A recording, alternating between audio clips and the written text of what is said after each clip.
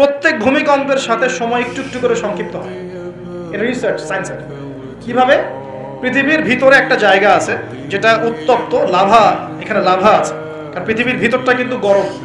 উপরেরটা আমরা যদিও দেখি এরকম শিলা, পাহাড় ইত্যাদি, পৃথিবীর ভিতরে কিন্তু আছে লাভা, যেটা সবাই মোটামুটি জানেন। এর ভিতরে একটা জায়গা আছে, ইনার কোর বলে জায়গাটাকে, একদম ভিতরে। এখনকার সাম্প্রতিক গবেষণা বলছে যে ভূমিকম্পগুলোর প্রভাবে, পৃথিবীতে যত ভূমিকম্প হয়েছে এর প্রভাবে ইনার কোর আগে যেদিকে ঘুরতো এখন উল্টা দিকে ঘোরা শুরু করেছে।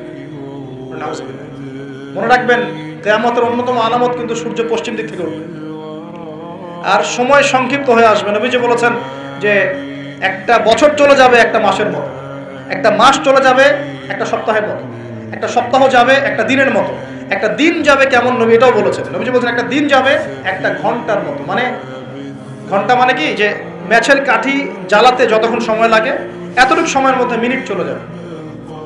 কিভাবে হবে এটা আল্লাহ ভালো জানে।